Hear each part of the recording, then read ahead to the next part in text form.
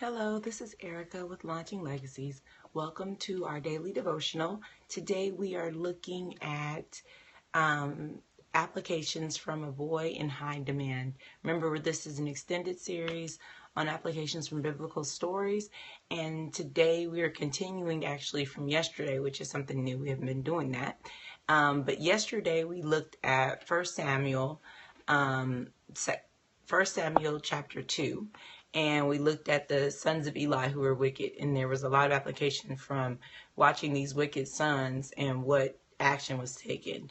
And so now we're going to look at 1 Samuel, the 3rd chapter, and this is when the Lord speaks to Samuel. So let's start. Meanwhile, the boy Samuel, so while all of this evil was going on with Eli and his sons, meanwhile, the boy Samuel served by assisting Eli, right? Now remember, Samuel is Hannah's son that Hannah didn't have, and then when she had him, she was barren, and then when she had him, she promised him to serve in the house of the Lord. So he went to go serve with Eli, the priest. So now in these days, in those days, messages from God were very rare, and visions were quite uncommon. Okay, so one night, Eli, who was almost blind by now, had gone to bed, and the lamp of God had not yet gone out. And Samuel was sleeping in the tabernacle near the ark of God. Okay, and suddenly the Lord came out, called out, "Samuel." "Yes," Samuel replied. "What is it?" He got up and ran to Eli. "Here I am. Did you call me?" "And I didn't call you," Eli replied. "Go back to bed." So he did. Then the Lord called out again, "Samuel."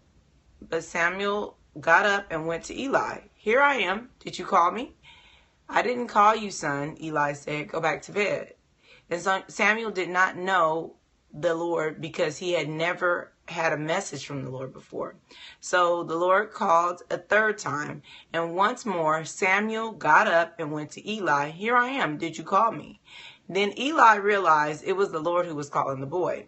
And so he said to Samuel, "Go and lie down again. And if someone calls again, say, 'Speak, Lord, your servant is listening.'" So Samuel went back to bed, and the Lord came and called as before, "Samuel, Samuel." And Samuel replied, "Speak, your servant is listening."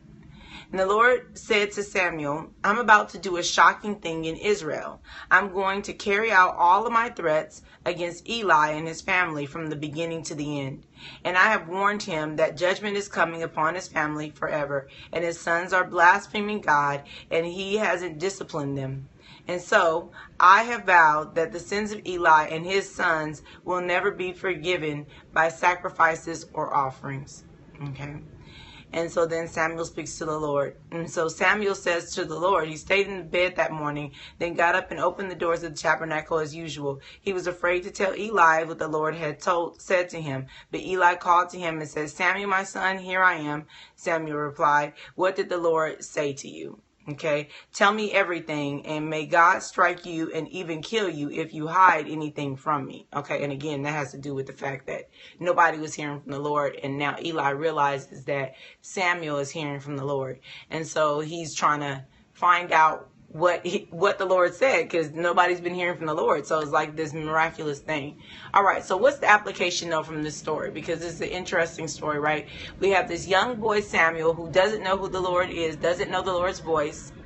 He is laying in bed, and all of a sudden he hears the voice of the Lord calling him. But because he doesn't know the Lord's voice, he doesn't know who's calling, and he doesn't know what's going on. So he's a little bit taken back, and he goes, thinking this is Eli, right?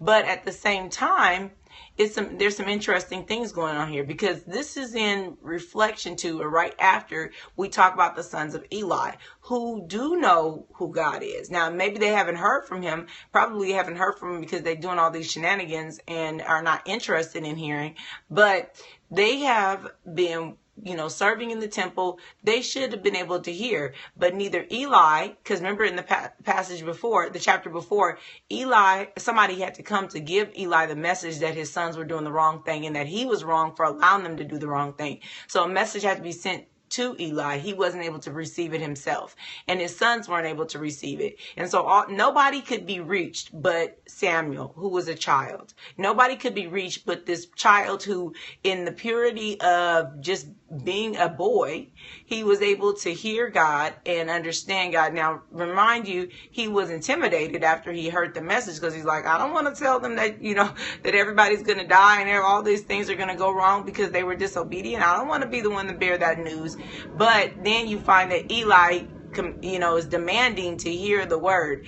And I don't know if he would have demanded if he would have known what it was, but that's neither here nor there, I suppose. At the end of the day, when we look at the application from this story, we need to see what it is that we can get and learn from Samuel and his interaction with God. Sometimes God is trying to reach us. And that's just simply what it is. He's trying to reach us. And because of all the other things going on, maybe like Eli and his sons, we can't hear him because we've got too much going on, right? These sons of Eli are just being wicked. Okay, and so they can't hear, probably because they're being wicked, okay, and they're busy doing what they feel like is the right thing to do, which they know is the wrong thing to do. And then Eli may be too busy, feeling like he's too old to discipline them or doesn't want to take action. And so he doesn't hear. And so then the only person that's able to hear is Samuel. But here goes the interesting thing about Samuel. Samuel is asleep. Okay, Samuel's asleep. And the reason why he can hear God is because he's asleep, not moving around doing other things. He wouldn't have thought it was Eli calling to him if he'd have been working, right, with Eli. He'd been there with Eli in the same area doing whatever they do together. He probably wouldn't have thought it was Eli calling. He wouldn't have probably thought too much of it because he'd been too busy. But God finds a time to talk to Samuel when Samuel is resting. And so the application for this particular story, and I guess you could use a lot of different applications, but one in particular is you need to rest so that you can hear from God. Why? Because when you're moving around doing too much or doing whatever you have decided to do isn't necessarily the best time to hear from him. Because you're busy and you're doing what you want to do. But when Samuel finds rest and he lies there, he can hear from the Lord. And the Lord is speaking to him. And the Lord is going to use him. He's going to use Samuel in really amazing ways. But this is just the beginning of it, by giving him a message. And then also we need to recognize the application of this. He's going to find some of the more unusual, uncommon ways to speak to us. The Lord could have spoken to Eli. Eli was sleeping too, but Eli's heart had already been turned to do whatever it is that he wanted to do. And that's part of why his consequences for him and his son are so steep, because he wouldn't discipline him. He knew that his children needed discipline. He wouldn't do that. And so God used the unlikely person, this little boy, to speak to, because he knew that the heart of Eli was so deprived that he wasn't going to do the right thing. And we don't want to be those people with a hardened heart. We want to be more the childlike Samuel, that when we hear a voice, we hear our name called, we're running to figure out who's calling our name. How can we help? Yes, what did you say? Right? Lord, speak, Lord, for your servant is listening. We want to be the person that's eager to say, speak, Lord, your servant is listening. And we need to be ready to actually listen, not for what we think we want to hear, right? Because Samuel didn't get to decide what message God was going to send to him. It wasn't what Samuel wanted to hear. He heard whatever God told him. And it's important that we also be that person, because some people I want to hear this, so I'm listening for this. Well, either you never hear it or you make up the fact that you heard what you wanted to hear. That can be very dangerous, but it happens all the time. I want to hear that I'm this, that, and that. And some of the things that we want to hear, because we are deprived in our hearts, are out of the will of God, out of the character of God. And we're just waiting to hear something that God honestly wouldn't say because of his character. But we're waiting for it, expecting it, thinking we're deserving of it. And sometimes that's not the right position. So are we able to be like Samuel was, lay down and rest and wait to hear the voice of God? Are we saying, speak, Lord, for your servant is listening? Here I am. Speak, Lord, for your servant is listening. You don't need to look for me. I'm right here. Go ahead and say what you need to say, Lord. Something to think about, and definitely something to apply. Well, this is all for our devotional today, but I want to encourage you to read 1 Samuel, the 3rd chapter. This is the passage that we just read from 1 Samuel chapter 3. And then also I want to encourage you to continue to pray. Pray for yourself. Pray for us. Launching Legacies would really want your prayers. We need your prayers.